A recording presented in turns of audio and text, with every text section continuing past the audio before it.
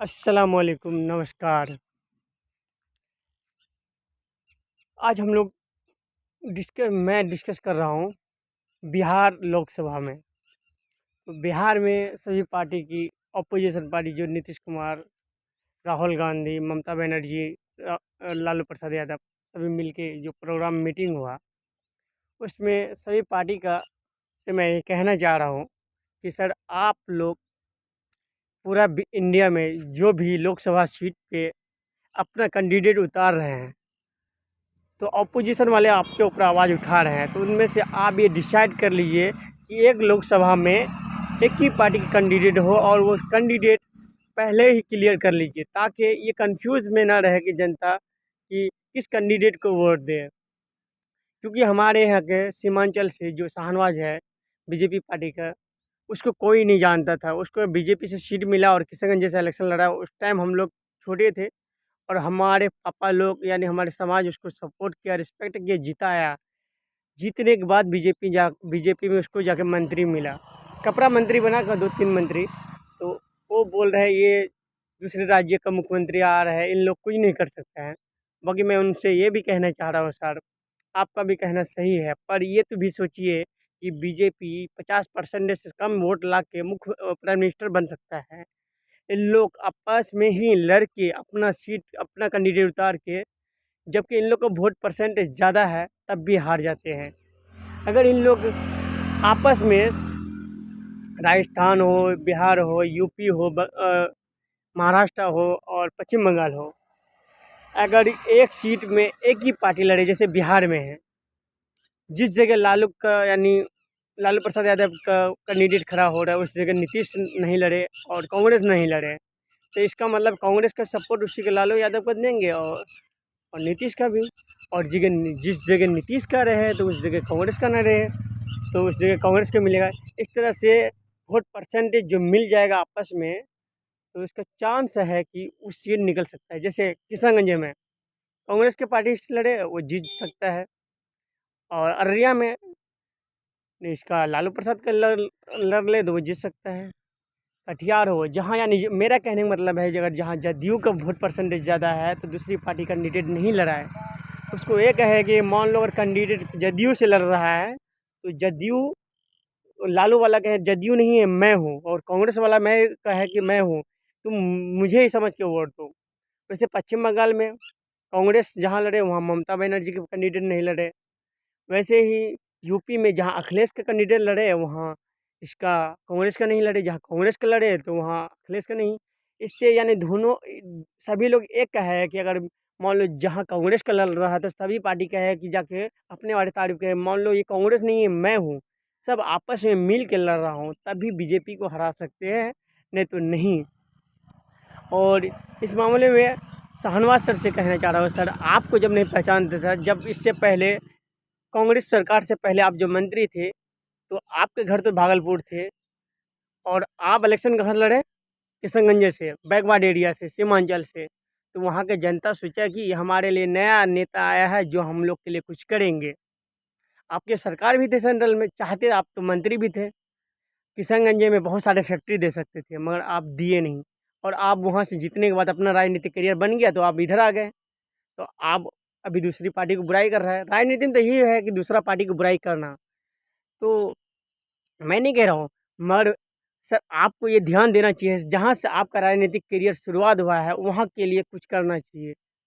क्योंकि आपका सरकार अभी प्रेजेंट में 10 साल रहा, इससे पहले कांग्रेस 10 साल रहा, और इससे पहले जब आप मंत्री थे 5 साल आप ही की सरकार थे, तो सीमांचल के लिए कुछ किए नहीं। तो अगर नया सरकार बदलाव होगा, लोकतंत्र में यानी आज़ाद देश में सरकार बदलते रहना चाहिए। इससे क्या होगा, ऑपोजिशन पार्टी जो वादा करेगा और उसको अगर पूरा नहीं करेगा, फिर जनता सरकार बदल देगा। तो सरकार बदलते रहना चाहिए। मैं अपना बात से ये कहना चाह रहा हूँ कि नीतीश कुमार को, क्योंकि मैं भी सीमांचल से आने वाला हूँ, मैं सीमांचल का ही स्टूडेंट हूँ जो बाहर पढ़ाई किया, सीमांचल के रहने वाला हूँ। तो मैं जानता हूँ कि सीमांचल का लड़का का क्या हाल है। जैसे राजस्थान में बहुत सारे ज़मीन होने के बाद भी वहाँ का मिट्टी ख़राब होने के कारण उस ज़मीन का वैल्यू नहीं बनता होता है। उसी राजस्थान में वही एक ज़मीन है जिसका वैल्यू बनता है जहाँ फैक्ट्री लगा हुआ हो, जहाँ शहर बसा हुआ हो। वैसे बिहार में उसी लड़का का वैल्यू है जो लड़का पढ़ाई तो बहुत कर लेता है, डिग्री तो बहुत कर लेता है, जो कंपटीशन दे के सरकारी जॉब लेता है उसी की वैल्यू रहता है, ना तो दूसरा लड़का का कोई वैल्यू ही नहीं है। यानी कहने मतलब जिसके पास पैसा है उसके पास डिग्री और इज्जत अपने आप, और जिसके पास पैसा नहीं उसके पास इज्जत नहीं है। तो मैं अभी प्रेजेंट में राजस्थान में कम अर्निंग कर रहा हूँ, राजस्थान में ही कमा रहा हूँ, जॉब तो नहीं कर रहा हूँ, भाई के साथ हूँ। और मैं अप टू डेट रहता हूँ अपने क्षेत्र के बारे में, क्योंकि मैं इससे पहले भी प्रधान यानी मुखिया में इलेक्शन लड़ चुका था, हार गया था। तो मैं अपना मुद्दा को लेके इसलिए बोलता हूँ ताकि हमारे समाज मुझे भी पहचान सके कि मेरे यहाँ जो बाहर से आके लड़का बाहर में पढ़ के आके मेरे लिए लड़ रहा है, आवाज़ उठा रहा है, तो मेरा भी करियर बन सकता है। जब शाहनवाज का घर नहीं था किशनगंज में, उसको एमपी बना के भेज सकता हमारे क्षेत्र से। फिर तो मैं पैदा ही हुआ हूँ अररिया ज़िला में। हाँ, मेरे पास उतना पकड़ नहीं है, वही पकड़ बनाने के लिए मैं अपना यूट्यूब चैनल बनाया हूँ, क्योंकि कहता है इलेक्शन वही लड़ सकता है जिसके पास पैसा यानी सोर्स ऑफ इनकम होना चाहिए। तो इस फील्ड में मैं यूट्यूब चैनल बनाया हूँ। आप लोग से सीमांचल वासियों से कहना चाहता हूँ, मेरा यूट्यूब चैनल देखिए, बेबी स्कूल मुखिया।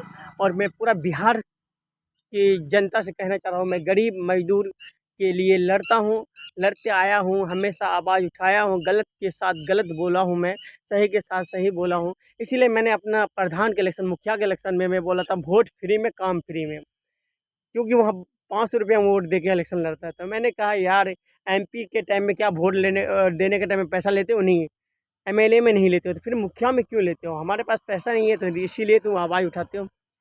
और आने वाले 2025 में मैं फिर मुखिया में इलेक्शन लड़ूंगा इंशाल्लाह। और इससे पहले अगर फेमस हो गया, अगर हो सकता है कि मैं उस लायक हूँ तो एमएलए में भी लड़ सकता हूँ, और मैं अच्छा बोल सकता हूँ, अपने बातों से जनता को खुश कर सकता हूँ। जैसे कन्हैया कुमार क्या अपने बातों से, मैं उस टाइम अलीगढ़ मुस्लिम यूनिवर्सिटी में था, अपने कॉलेज में नेता था, लीडर था, लगा फेमस, तो कांग्रेस के साथ वो बन के आवाज़ उठाया, तो बन गया नेता, उसको टिकट भी मिल गया।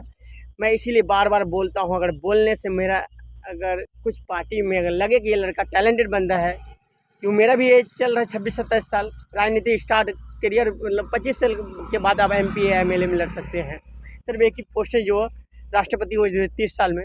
तो मैं भी चाह रहा हूँ मेरा करियर राजनीति में, यानी राजनीति में मैं बन सकूँ, किसी भी पार्टी अच्छा पार्टी में ज्वाइनिंग हो सकता हूँ। वैसे मेरा टारगेट है या कांग्रेस में आना या इसमें लालू का, ये दो में ही आएंगे। अगर लग गया उस लायक हूँ, अगर मेरा बोली से जनता अगर बात सकते जैसे स्टार प्रचारक के तौर पे, तो इसलिए मैं डिस्कस करते रहता हूँ। देखिए, कोई भी पैदा होते ही नेता नहीं बनते हैं, पैदा होते ही नेता वही बनते हैं जिसका बाप मुख्यमंत्री हो, जिसको विरासत में फ्री में मिलता हो, ठीक है। बाकी आम इंसान जो गरीब मजदूर है उसको तो बहुत संघर्ष करना पड़ता है, उससे पहले उसको बहुत पढ़ाई करना पड़ता है, उसके बोलने का एक्सपीरियंस होना पड़ता है, अपने समाज से उसको खिलाफ लड़ना पड़ता है, सच्चाई के लिए आवाज़ उठाना पड़ता है, जो मैं उठा रहा हूँ। मैं ये चाह रहा हूँ कि आने वाला कल मैं भी अपना सीमांचल के अच्छा नेता बन सकूँ। और कहता है मालिक वही बन सकता है जो मजदूरी किया है बेस्ट, और अच्छा नेता वही बन सकता है, गरीबों का नेता वही बन सकता है जो गरीब है, गरीबी की लाइफ में वो जिया है, और मजदूरी उसका भाई लोग मजदूरी करके उसको पढ़ाया, तो उसको पता है कि गरीबी के लिए हम क्या कर सकते हैं। इसीलिए मैं ये वीडियो डाल रहा हूँ। और मैं कांग्रेस में जितने भी पार्टी शामिल है, मैं सभी से रिक्वेस्ट करना चाह रहा हूँ, सर अभी आपका पास टाइम है, हर ज़िला में जितना भी एमपी सीट है आप पहले ही सीट क्लियर कर लीजिए, कहाँ से कांग्रेस को लड़ना है, कहाँ से लालू को लड़ना है, कहाँ को नीतीश को लड़ना है। नहीं तो हम लोग आम इंसान कन्फ्यूज में रहते हैं। प्राइम मिनिस्टर को आप डिसाइड कीजिए, नहीं कीजिए, हमको कोई दिक्कत नहीं, प्राइम मिनिस्टर हमको दिक्कत नहीं, कोई पार्टी तो मेजोरिटी पार्टी जिसके पास 50% ज़्यादा सीट रहेगा वो बनेगा। बाकी आप लोग सीट क्लियर कर लीजिए कहाँ से कौन लड़े, ताकि ये कंफ्यूज ना रहे कि कांग्रेस नहीं ऐसा हो अररिया में कांग्रेस भी लड़ ले, अपना कैंडिडेट उतार दे और लालू भी उतार दे, हम लोग का वोट डिवाइड हो जाएगा, फिर बीजेपी निकल जाएगा। मान लो किशनगंज में एआईएम लड़ ले और उसके बाद फिर कांग्रेस भी लड़ ले, फिर इसका लालू का भी लड़ ले, फिर वोट डिवाइड हो जाएगा, फिर बीजेपी निकल जाएगा। पूरा इंडिया में आप लोग के पास जो टाइम है 1 या 2 महीना पहले हर कैंडिडेट का नाम क्लियर कर लीजिए। अररिया जिला से ये लड़ेंगे, किशनगंज से ये लड़ेंगे, यानी जो 543 सीट है उनमें से जिस जिस राज्य में, जैसे राजस्थान है, वहाँ भी डिसाइड कर ले। कांग्रेस तो पूरा नेशनल पार्टी है, वो हर राज्य में लड़े, कम सीट ले लेके। ये नहीं कि हमको के बिहार में 40 सीट है तो हमको भी 20 लड़ना, तो फिर गलत हो जाएगा। जहाँ नीतीश का ज़्यादा पकड़ है वहाँ नीतीश ले ले, जहाँ लालू का ज़्यादा पकड़ है वहाँ लालू ले ले, जहाँ कांग्रेस का पकड़ है वहाँ कांग्रेस ले ले। पश्चिम बंगाल में जहाँ ममता दीदी का पकड़ ज़्यादा है वो ले ले। उसके बाद जहाँ कांग्रेस है वहाँ कांग्रेस ले ले। और यूपी में 80 सीट है। यूपी, बिहार, बंगाल, महाराष्ट्र, राजस्थान, ये 4-5 राज्य डिसाइड कर सकता है किस पार्टी का प्राइम मिनिस्टर बन सकता है। हाँ, प्राइम मिनिस्टर का नाम डिसाइड नहीं करे तो अच्छा रहेगा, क्योंकि इससे भेदभाव ज़्यादा होता है। जब आप हर जगह एमपी जीत जाएंगे तो आप जिस वो बना जो लायक रहेगा वो बनाइएगा। सीनियर लीडर के तौर पे हमें उस पर उतना नॉलेज नहीं है। बाकी एमपी का सीट क्लियर कर लीजिए। मैं आप लोग से ये रिक्वेस्ट करता हूँ कि सही रहेगा। और मैं किसी भी नेता की बुराई नहीं करता हूँ। बीजेपी भी अपना देखे, और बीजेपी का भी सरकार जब भी बना 50% डिस्काउंट, मैं बीजेपी को भी ख़राब नहीं कहता हूँ। मैं ये चाह रहा हूँ कि इससे पहले 10 साल कांग्रेस का रहा तो बीजेपी ने आके कुछ काम किया अच्छा। तो ये फिर अगर बीजेपी अगर मान लो अगर आ गया तो वो भी अच्छा, नहीं आया तो मान लो कांग्रेस आएगा तो कांग्रेस जो वादा किया है वो हो। मान लो अगर कांग्रेस आ जाए फिर कांग्रेस की रहे, या बीजेपी आ जाए तो बीजेपी रहे, मगर जनता को जागरूक ज़रूरी है। ऑपोजिशन पार्टी वाले आवाज़ उठाना ज़रूरी है।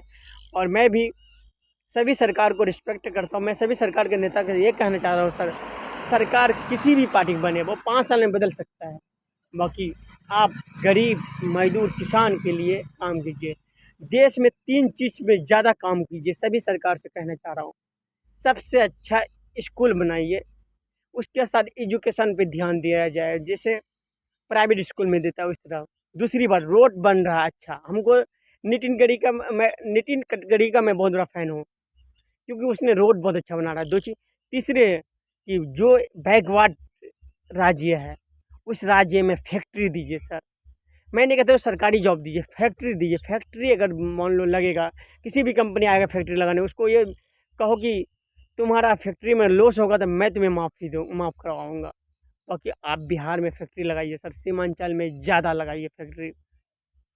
कहता है इक्विटी चाहिए, इक्वालिटी नहीं। इक्वालिटी तो सबका बात है, जैसे गरीब लोग हैं उसके लिए इक्विटी होनी चाहिए। इक्विटी मतलब किसके पास 10 रुपया है, किसी के पास 2 रुपया है, 10 रुपया वाला को भी स्कूल में पढ़ाई का वही पढ़ाई में मिलना चाहिए 2 रुपया वाला में भी। इसका मतलब इक्विटी हुआ कि बराबर कर दिया।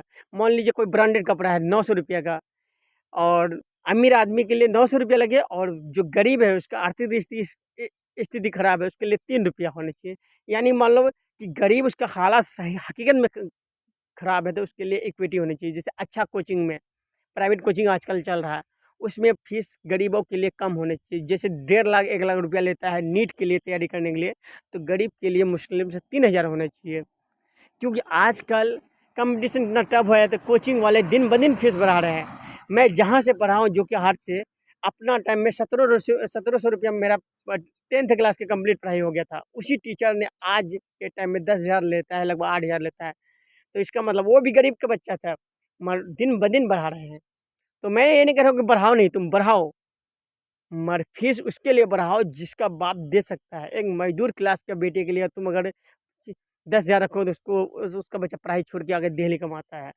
मैं रिक्वेस्ट करना चाहता हूँ अररिया ज़िला के जितना भी अगर गरीब बच्चा पढ़ के टीचर बना है, कि भाई आपसे यही रिक्वेस्ट है कि आप फीस सब बढ़ाओ। मैं नहीं कहता हूँ, जिसका फीस उतना देने के लायक नहीं उसके लिए माफ़ करो। यानी मान लो किसी के रुपया 500 रुपया ले रहे 6 क्लास का, तो वहीं में से बहुत सारे गरीब इसका उसमें एक ये लगाओ क्या, जाति नवासी आय उसमें देखा जाता है। उसमें झूठ भी हो सकता है, मन नहीं झूठ बोल सकता है, ठीक है।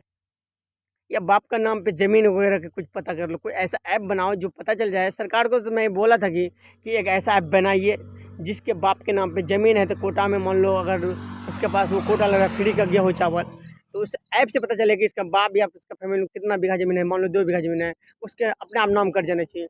वैसे एक स्कूल वाला से एक ऐसा ऐप बनाना चाहिए कि फिंगर उसका पापा का दिया जाए, उसके या मम्मी का, तो कितना ज़मीन उसके हिसाब से उसका फीस डिसाइड करना चाहिए। मैं तो बहुत ज़्यादा बोल देता हूँ, इसीलिए मुझे बोलते हैं कि पढ़ के ये पागल हो गया है।